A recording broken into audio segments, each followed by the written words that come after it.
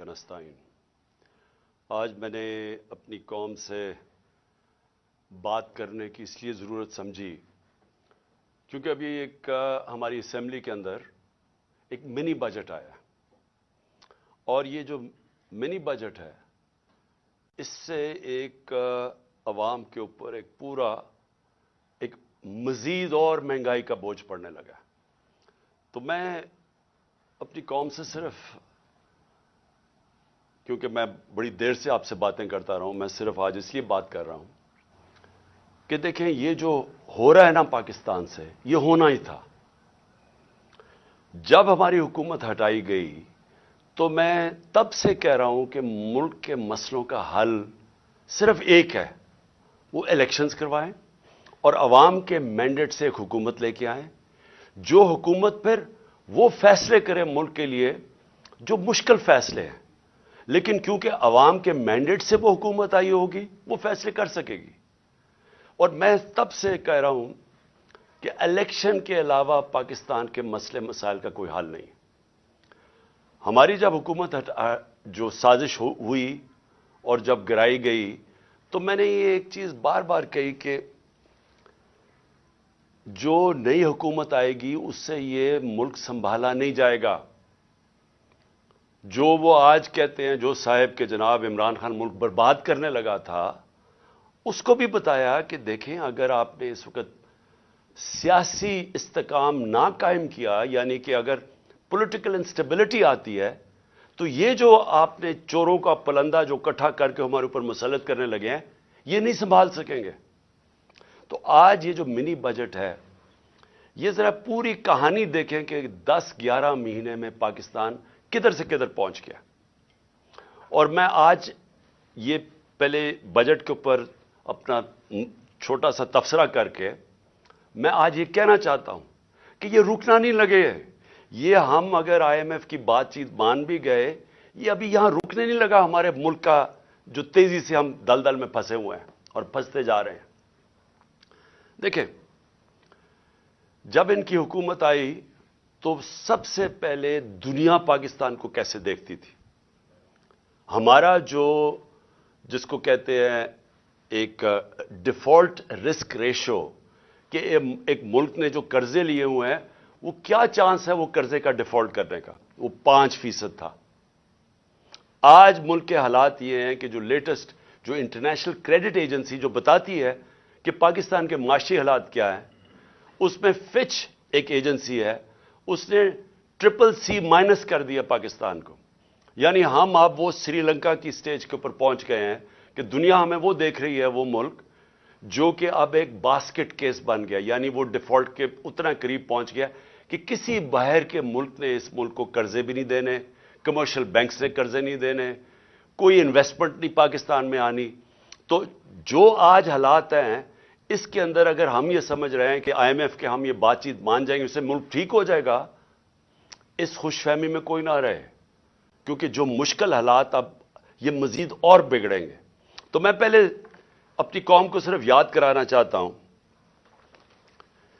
कि जब हमारी हुकूमत हटाई गई थी और आज आम आदमी की जिंदगी में क्या फर्क पड़ा है। मैं मुखातिब हूं अपनी आम आवाम से, अपनी मिडिल क्लास से, सैलरीड क्लास जो तनख्वाहदार तबका है, वो आज किस मुश्किलात से गुजर रहा है। मैं वो लग्जरी आइटम्स की नहीं बात कर रहा कि बड़ी बड़ी गाड़ियों की, इंपोर्टेड चीज़ की और वो जो हमारी पैसे वाले लोग चीज़ें लेते हैं उसकी महंगाई की बात नहीं कर रहा। मैं बात कर रहा हूं जो सारी जो ख्वातीन आज मेरा ये सुन रही हैं, जिनको अपने खाने पीने की चीज़ें जो उनको चाहिए होती है अपने ख़ानदान को, सही बच्चों को सही खाना खिलाने के लिए, मैं उनकी बात कर रहा हूं कि उनके ऊपर आज क्या गुजर रही है। ज़रा ये देख लें। जब ये सारों ने मिल के, ये जो आज PDM के लोग हैं, ये सारे कहते थे जी महंगाई हो गई, महंगाई मार्च करो, 4 रुपये हमने वो पेट्रोल की कीमत ऊपर की तो कहा कि पेट्रोल बम गिर गया है। तो उन्होंने एक दफ़ा वो फजल रहमान आ गया था महंगाई मार्च करके, दूसरी तरफ वो काम पे टांगने वाले वो बिलावल आ गया था, उसके बाद 2 दफ़ा फजल रहमान और उसके बाद ये مریم نے کوئی راستے میں رہ گئی تھی، اس کی بھی لانگ مارچ، لیکن سب کا ایک کہہ رہے تھے کہ مہنگائی سے لوگ تباہ ہو گئے۔ تو آج اللہ کیونکہ الحق ہے، سچ کا خدا ہے، اس کی وعدہ ہے کہ وہ سچ سامنے لے آئے گا۔ ذرا آج قوم کو بتانا چاہتا ہوں کہ آج آٹا ہمارے دور میں 60 روپے کلو تھا، آج 135 روپے کلو پہنچ گیا، جو عام آدمی کھانے کی اس کی پینے کی چیز ہے۔ جو گھی ہے وہ 380 ارب تھا، آج 600 ارب کے جی پہنچ گیا۔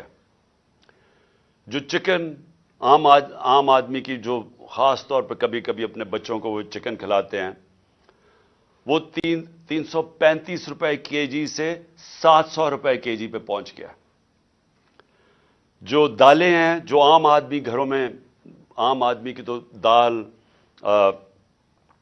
دال روٹی، پیاز کی قیمت دگنی سے بھی زیادہ ہو گئی ہے۔ دالیں گئی ہیں 250 روپے کے جی سے 400 روپے۔ اور اب کسان دیکھیں، ہمیں جب تک کسان کو نہیں اٹھاتے، اور جو ہم نے پوری کوشش کی اٹھانے کی، اور ماشاءاللہ ہمارے دور پہ آخری 2 سال میں کسانوں کے پاس ریکارڈ پیسہ آیا۔ ہم نے ان کو ٹائم پہ جو گنے کی فصل کٹتی تھی، شوگر مل سے ٹائم پہ پیسہ لے کے دیا، پوری قیمت لے کے دی، کٹوتی ختم کی، ٹائم پہ پیسہ ملونا اور اپنی زمینوں پہ لگایا۔ ریکارڈ 4 فصلوں کی ریکارڈ پروڈکشن 2 سال ہوئی ہماری، یعنی بمپر کراپس ہوئی۔ تو آج وہ جو یوریا استعمال کرتا ہے وہ 1668 روپے ہمارے دور میں تھا، آج یوریا گیا ہے 3000 روپے پہ۔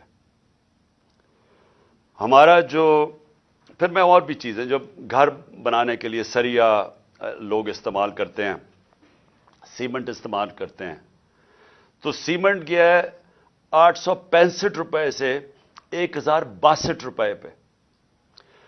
جو سریا استعمال کرتے ہیں وہ 2 لاکھ روپیہ ٹن سے، سلیب سے، وہ گیا ہے 3,05,000 پہ۔ 2 لاکھ سے 3,05,000 پہ۔ اب جو لوگوں نے گھر بنا رہے ہیں، کنسٹرکشن کر رہے ہیں، ان سب کو مشکلیں پڑ گئی ہیں۔ جو پروجیکٹس تھے ہمارے، مثلا آپ سڑکیں بن رہی تھیں، جو پرانے پروجیکٹس چل رہے تھے، ان سب میں مشکلیں پڑ گئی ہیں۔ ہم جو شوکت خانم بنا رہے ہیں، اور جو انشاءاللہ اس سال کی اینڈ میں کھلنا تھا کراچی میں، اب وہ سارے ہمارے جو ایسٹیمیٹس ہیں وہ سارے اپسیٹ ہو گئے ہیں، امپورٹس رک گئی ہیں۔ جو سٹیل کی امپورٹس تھی، کئی چیزیں رک گئی ہیں۔ تو سارے اس طرح پروجیکٹس، جو آن گوئنگ پروجیکٹس ہیں، سب متاثر ہو گئے ہیں، یہ جو قیمتیں بڑھی ہیں سیمنٹ کی اور سٹیل کی۔ جو لوگ گھر بنا رہے تھے، ان کے گھروں کے قیمتیں ایک دم اوپر چڑھ گئی ہیں۔ پھر دوائیں، انہوں نے امپورٹس کے اوپر جو بین کیا ہے، جو لائف سیونگ ڈرگز ہیں، جو خاص طور پہ آپ استعمال کرتے ہیں، کینسر کی ڈرگز، ہارٹ کے لیے، وہ ان سب میں قلت آ گئی ہے، کیونکہ یہ جو سوچے سمجھے بغیر سب امپورٹس بند کیے ہیں، جس میں متاثر ہو رہے ہیں ہاسپٹلز اور وہ مریض جن کی سیریس بیماریاں ہیں۔ اچھا، اب یہ نئے بجٹ آ گیا، یہ میں آپ کو بتا رہا ہوں، یہ اب تک جو مہنگائی ہوئی تھی، اب یہ جو انہوں نے ابھی جو آج لے کے آئے ہیں، اس کے اندر گیس اور بجلی، میں عوام آدمی کی پھر بات کر رہا ہوں کہ جو گیس کا جس کا بل 3,000 کا آتا تھا، وہ آج ہو جائے گا 4,300 کا۔ جو بجلی کا بل جن کے گھر 10,000 آتا تھا، وہ 13,000 پہ چلا جائے گا۔ سو یہ مزید میں آپ کو آج کے بل کے بعد جو مہنگائی ہے، sales tax across the board بڑھا دیا ہے، یعنی ساری چیزیں، کیونکہ سیلز ٹیکس انہوں نے بڑھایا، ساری چیزیں اس سے مہنگی ہوں گی۔ اور جو بھی میں نے سریا کی اور سیمنٹ کی بات کی تھی، ان کے اوپر جو گیس، سریا بنانے کے لیے جو سٹیل ملز کو گیس جاتی تھی، اس میں 14% انکریز کر دیا، تو اس کی قیمت اوپر جائے گی۔ سیمنٹ 10% گیس کی قیمت انکریز کر دی ہے، تو مزید اس کی قیمت اوپر چلی جائے گی۔ یوریا کے لیے جو پھر کسانوں کا مسئلہ آئے گا، یوریا کے لیے جو گیس 70%، اس میں 70% گیس کی قیمت بڑھا دی گئی ہے، جو یوریا یعنی جو جو کھاد کی فیکٹریز کے اوپر گیس جاتی تھی، تو اس سے ایک بوری کے اوپر 375 روپے کا اضافہ ہو جائے گا اب کسانوں کے لیے. اور کسانوں کو آگے مشکل پڑی ہوئی ہے کہ ٹیوب ویلز کے اوپر جو بجلی کی تھی اس کی سبسڈی ختم کر دی، تو مزید اور کسانوں کے لیے اور ایک اور عذاب آ رہا ہے. اب اس سے ہوگا کیا؟ اس سے ہوگا یہ دو چیزیں ہوں گی. ایک، مہنگائی بڑھے گی. مہنگائی آ گئی 50 سال میں پاکستان کی تاریخ کی سب سے زیادہ مہنگائی ہے. میں نے پھر سے کہا کہ ان کی ساری کیمپین ہمارے خلاف کیا تھی کہ ہم نے بہت زیادہ مہنگائی کر دی. ہمارے دور پہ جو مہنگائی تھی وہ 12% تھی، وہ آج پہنچ گئی ہے 30% کے اوپر اور مزید بڑھنے والی ہے. جو سب سے خوفناک چیز ہے، جو فوڈ انفلیشن، جو کھانے پینے کی چیزیں جو مہنگی ہوئی ہیں، وہ ہمارے دور پہ 16% تھی، آج 40% پہ پہنچ گئی.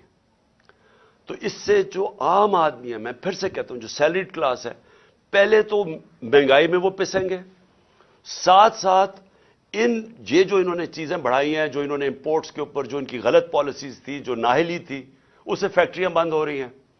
ہماری جو ریکارڈ انڈسٹریل پروڈکشن تھی، ہماری جو انڈسٹری اضافی تیزی سے بڑھ رہی تھی، آج وہ منفی پہ چلی گئی ہے. جو انڈسٹریز، جو ٹیکسٹائل انڈسٹری، آپ فیصل آباد جا کے دیکھیں، جدھر مزدور نہیں ملتا تھا، آج بے روزگاری شروع ہو گئی ہے. ایک طرف بے روزگاری، ایک طرف مہنگائی. انٹرسٹ ریٹ انہوں نے ریکارڈ اوپر کر دی ہیں. اس کا مطلب کہ جو بھی آپ کوئی نیا کاروبار شروع کرے گا وہ 100 دفعہ سوچے گا، کیونکہ انٹرسٹ ریٹ اوپر چلے گئے، سود کی شرح اتنی اوپر چلی گئی ہے. تو ایک طرف مہنگائی، دوسری طرف بے روزگاری. اب میں جو آج میرا اصل آج آپ سے بات چیت کرنے کا مقصد کیا تھا، اب آگے ہم کیا کر رہے ہیں، جا کدھر رہے ہیں. میں اس لیے آپ سے کہہ رہا ہوں کہ یہ جو مزید مہنگائی آئی ہے، اور یہ جلدی جلدی انہوں نے کی ہے. شروع میں ان کو سمجھ نہیں آئی کیا کرنا تھا. اپنے این آر او کے اوپر انہوں نے وقت گزارا. ان کو صرف ایک پڑی ہوئی تھی کہ کس طرح کے ان کے 1100 ارب روپے کے ان کے اوپر کرپشن کیسز تھے وہ ختم ہو. ہم ہر سال، ہمارے 3.5 سال کے اندر، ہر سال جو نیب ریکور کرتی تھی چوری کا، وہ 160 ارب روپیہ تھا. ہم نے 480 ارب روپیہ اپنے دور میں نیب نے ریکور کیا تھا. ہم نے نہیں کیسز بنائے تھے، یہ پرانے کیسز تھے، لیکن ہمارے دور میں نیب پیسے ریکور کر رہی تھی کیونکہ ہم کسی کو بچا نہیں رہے تھے. اب 1100 ارب روپے کے جو کرپشن کیس ہیں انہوں نے معاف کروا لیے. تو ایک طرف قوم کی کمر توڑ دی ہے مہنگائی اور بے روزگاری سے، دوسری طرف انہوں نے اپنے کرپشن کے کیسز معاف کروا لیے، اور تیسری طرف روپیہ ڈالر کے بنسبت 90 روپیہ گرا ہے. کہ کبھی پاکستان کی تاریخ میں اتنا زیادہ ڈالر مہنگا نہیں ہوئی اور اتنی تیزی سے روپیہ گرا نہیں ہے. تو قوم کے لیے تو کیا ہوا اس سے؟ اگر آپ کی 30,000 روپیہ تنخواہ تھی، آج صرف وہ 20,000 روپے کی 30,000 روپے کی تنخواہ 20,000 کی چیزیں خرید سکتی ہے. آج جو ڈی ویلیویشن ہوئی ہے، ساری قوم کا جو جیسے کہتے ہیں نا جی ڈی پی، کیونکہ جی ڈی پی ڈالر سے میجر ہوتی ہے، تو پر کیپٹا انکم ڈالر سے میجر ہوتی ہے، وہ ساری نیچے آ گئی ہے. ان کے ہوتے ہوئے جب تقریباً 90 باہر مارکیٹ میں جاؤ تو وہ 100 روپیہ کا بھی سے زیادہ ڈالر مہنگا ہو چکا ہے. تو جب کہ ایک قوم کی دولت میں کمی ہوئی ہے، یہ جو سارے 30 سال سے ملک کا پیسہ چوری کر کے، منی لانڈرنگ کر کے باہر لے کے گئے ہیں، ان کے ایونسیل اپارٹمنٹ اور ان کے مے فیئر میں، اور بڑی بڑی گاڑیاں اور ون ہائٹ پارک، اور یہ جو باہر ہوٹل خریدے ہوئے ہیں، اور انہوں نے بے نامی چیزیں خریدی ہوئی ہیں، باہر بینکوں میں آف شور اکاؤنٹس میں پیسے رکھے ہوئے ہیں. قوم کے لیے 90 روپے ان کی دولت میں کمی اگر روپے میں پڑے ہوئے ہیں، اور ان کے باہر پیسے میں 90 روپے اضافہ ہو گیا. پاکستان کے مقابلے میں ان کے پیسے میں 90 روپے زیادہ امیر ہو گئے ہیں. ان کو کوئی فرق نہیں پڑا، اس لیے انہوں نے آتے ساتھ ہی کبھی کوئی پرواہ نہیں کی کہ کیا انہوں نے اگر ان کو سازش کے تحت بٹھائی دیا تھا، کیونکہ عمران خان ملک تباہ کر رہا تھا، تو انہوں نے آ کے کوئی روڈ میپ دینا تھا کہ ہم نے ملک کو کیسے ٹھیک کرنا ہے، کیونکہ یہ تو بڑے تجربہ کار تھے.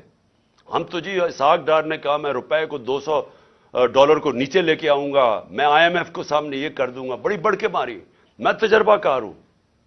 آج یہ بتائیں کہ انہوں نے ملک سے کیا کیا، اور جو ان کے ہینڈلر لے کے آئے تھے ان سے ذرا پوچھیں کہ آپ نے یہ ملک سے کیا کیا، کون جواب دے؟ آج جو ابھی یہ جو شروعات ہے، ابھی یہ جو $90 کے جو گرا ہے، جو روپیہ گرا ہے ڈالر کے مقابلے میں، ابھی اس کی مزید مہنگائی آنی ہے۔ جو ایک تھوڑی ٹائم کے بعد جب آپ کا روپیہ گرتا ہے تو جو باہر سے چیزیں لے کے آتے ہیں وہ ٹائم کے بعد مہنگی ہونی شروع ہوتی ہیں۔ تو نہ تو انہوں نے کوئی تیاری کی، نااہلی ان کی یہ ہے کہ انہوں نے غلط فیصلے کر کے ملک کو آج یہاں پہنچا دیا ہے کہ اس طرح کا بجٹ لانا پڑا ہے، اور کوشش کر رہے تھے کہ عارف علوی کے اوپر سارا بوجھ ڈالے۔ پارلیمنٹ میں بھی نہیں چاہتے تھے کہ ڈبیٹ ہو اس کے اوپر، اس سے کہتے تھے آرڈیننس سائن کرو تاکہ یہ بچ جائیں کہ پارلیمنٹ میں ان کے اپنے لوگ کیا یہ جو بجٹ لے کے آ رہے ہیں وہ کیا بولیں گے اس کے اوپر۔ قوم کے اوپر سارا بوجھ، خود اپنی کرپشن کے کیسز معاف، اور کوئی آگے راستہ بھی نہیں ہے، روڈ میپ بھی نہیں ہے۔ میں آخر میں یہی بات کرنا چاہتا ہوں کہ جو بھی ان کے بیکرز ہیں یہ سمجھ جائیں کہ ان کے پاس کوئی اگلا آگے کا راستہ نہیں ہے۔ یہ اگر سمجھ رہے ہیں کہ اس سے آپ IMF کے ڈالرز آ جائیں گے تو وہ یہ ایسے سمجھیں کہ یہ کینسر کا علاج ڈسپلن سے ہو رہا ہے، تھوڑی دیر کا تھوڑا سا آرام آئے گا، لیکن کینسر جب تک کاٹ کے نکالی نہ جائے یہ کینسر پھیلتی جائے گی، یہ قرضے بڑھتے جائیں گے، آمدنی سکڑتی جا رہی ہے۔ ہماری ریمیٹنسز جو ہمارے دور میں 17% انکریز کر رہی تھیں، ہماری ریمیٹنس میں 17% اضافہ ہو رہا تھا جو 31 ارب پہ پہنچ گئی تھی، وہ ان میں اب 11% کمی آ گئی ہے۔ تو پہلے تو اضافہ ختم ہوا اور پھر 11% کمی آ گئی ہے، یعنی جو ڈالرز آنے تھے ریمیٹنس سے وہ کم ہو گئے ہیں، ایکسپورٹس گر گئی ہیں ہماری۔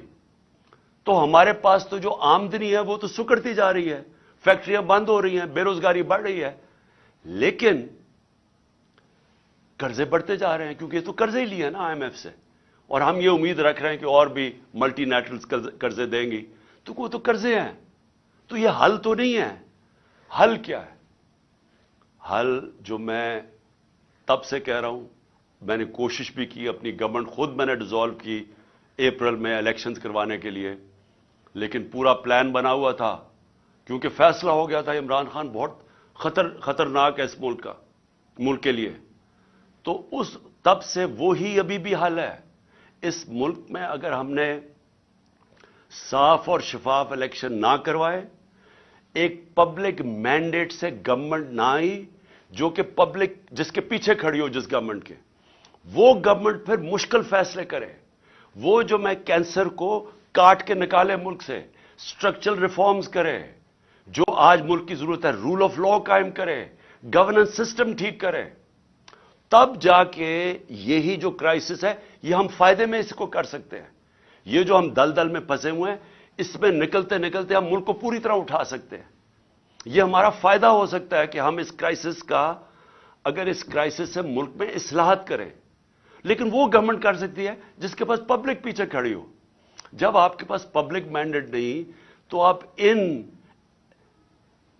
PDM کے یہ جو اوپر 60% لوگ ضمانت پہ ہیں کرپشن کیسز پہ، اور ان کا سلوشن یہ ہے، کیونکہ ان کے پاس تو حل کوئی نہیں ہے، ان کا سلوشن یہ ہے کہ عمران خان کے اوپر 60 FIR کاٹ دو، اس PTI کے لوگوں کو جیلوں میں ڈالو، ان کے اوپر تشدد کرو، ان کو خوف پھیلاؤ، ان کو ڈراؤ دھمکاؤ، اور ان کو اور اس طرح کرو کہ جب وہ بالکل پارٹی ان کی ٹوٹ جائے تو پھر الیکشن کرواؤ۔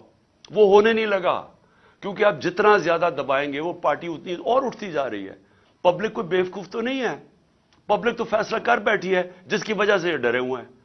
تو صرف اور صرف عمران خان کو باہر کرنے کے لیے ملک کو تباہ نہ کریں۔ یہ اصل میں جانا ہے ہماری سیکیورٹی کے اوپر۔ جو آج ہمارے حالات ہو گئے ہیں، ہم تو کسی کے سامنے اب کھڑے بھی نہیں ہو سکتے، کیونکہ ہمیں تو انہوں نے ملک کو ادھر پہنچا دیا ہے۔ $300 ارب سے کم تو ریزروز رہ گئے ہیں۔ ہمارے پاس کیا اب ہے کہ اپنے پیر پہ کھڑے ہوں، کسی کو کہیں کہ نہیں جی ہمیں پاکستان کی خودداری چاہیے، ہم پاکستان کی سوورنٹی چاہیے؟ ہم کیسے کہہ سکتے ہیں جب ملک کے حالات یہاں پہنچا دیے؟ اس کے لیے اپنے ملک کو بچانے کے لیے طریقہ یہ نہیں ہے جو کیا جا رہا ہے کہ ہائی کورٹ کہہ رہا ہے کہ الیکشن کرواؤ، وہ الیکشن کمیشن جناب بیٹھی ہوئی کہ نہیں ہم الیکشن نہیں کرواتے، وہ بہانے مار رہی ہے الیکشن کے۔ پاکستان کا آئین کہتا ہے 93 میں الیکشن کرواؤ، یہ کوئی بہانہ مار رہا ہے، کوئی صرف ڈرے ہوئے ہیں الیکشن ہارنے سے۔ پاکستان کی آئین کی وائلیشن جس طرح کی جا رہی ہیں اور جس طرح آگے پلان بن رہا ہے، یہ جو بھی لوگ سمجھ رہے ہیں کہ اس سے وہ اپنی ذاتی فائدہ اٹھا دیں گے، وہ ملک کو ڈبو دیں گے۔ اور میں آج اس لیے یہ کہہ رہا ہوں کہ ہم بڑے آرام سے ملک کے اندر اس وقت اگر ہم چاہیں، اتنی بڑی پارٹی ہے، ہم اگر وہ مظاہرے کریں اور ملک بند کرنے کی کوشش کریں، سٹرائکس کریں، ملک تو آگے حالات برے ہیں۔ اس لیے ہم نے پرامن احتجاج کا فیصلہ کیا کہ ہم جیل بھرو تحریک شروع کرنے والے ہیں، بتانے کے لیے کہ آپ اس طرح ایک ملک کو استعمال تھوڑے سے لوگوں کے ذاتی مفادات کے لیے نہیں کر سکتے۔ یہ ملک 22 کروڑ لوگوں کا ملک ہے، یہ تھوڑے سے لوگ اس ملک کو اپنے مفادات کے لیے تباہ نہیں کر سکتے۔ اس لیے ہم جیل بھرو تحریک کی پوری تیاری کر رہے ہیں، میں اناؤنس کرنے والا ہوں۔ اور لوگوں کو صرف خوف دور کرنے کے لیے کہ یہ سمجھتے ہیں کہ خوف پھیلا کے جیلوں میں ڈال کے FIRs کر کے یہ اسی طرح بیٹھے رہیں گے، اور پھر کسی نہ کسی طرح دھاندلی کر کے ایک وہ الیکشن کمیشن، بے ضمیر الیکشن کمیشن کے ذریعے ایک جانبدار الیکشن کمشنر کے لیے یہ جو چیف الیکشن کمشنر ہے اس کو استعمال کر کے کسی طرح پھر ان چوروں کو مسلط کر دیں گے۔ یہ ہونے نہیں لگا، ملک کو نقصان پہنچ رہا ہے۔ اور میں آخر میں اپنی ساری قوم کو کہنا چاہتا ہوں، پھر سے میں ایک بات کہنا چاہتا ہوں اور بات ختم کرتا ہوں کہ دیکھیں وہ ہم اس موڑ پہ کھڑے ہو گئے ہیں جس کا ہم سب کو خطرہ تھا کہ ایک دن جب سے یہ امپورٹڈ حکومت آئی ہے کہ خدا نہ خواستہ ہم یہاں نہ پہنچ جائیں۔ ہم وہاں پہنچ گئے ہیں۔ ہمارے سامنے اب صرف 2 راستے ہیں۔ ہم چپ کر کے اب انتظار کریں کہ مزید ملک تباہی کی طرف جائے، یا ہم ایک پرامن احتجاج کی تحریک کے اندر سب شامل ہوں اور بتائیں ان کو کہ آئین اور قانون کے بغیر کوئی دنیا کا معاشرہ نہیں چل سکتا۔ دنیا کا معاشرے جتنے بھی ہیں وہ رول آف لا پہ چلتے ہیں، اور رول آف لا آئین ڈیفائن کرتا ہے، اور آئین آپ کو کہتا ہے کہ 90 دن میں الیکشن کروائی جائے۔ اس سے جتنا آپ پیچھے ہٹتے جائیں گے، آپ ملک کو ادھر دھکیلتے جائیں گے، جدھر ملک جس کو کہتے ہیں بنانا ریپبلک، جدھر جنگل کا قانون ہوتا ہے ادھر ملک کو دھکیلا جا رہا ہے۔ ہم یہ کبھی ہونے نہیں دیں گے۔ اور میں نے صرف اپنے لوگوں کو بھی سب کو تیار کیا، اپنی قوم کو، کہ ہم ایک پرامن احتجاج کے لیے تیار ہو جائیں، کیونکہ مجھے ابھی تک کوئی نیت نہیں نظر آ رہی ان کی آئین کے اوپر چلتے ہوئے 90 دن میں الیکشن کروانے کی۔ پاکستان زندہ باد۔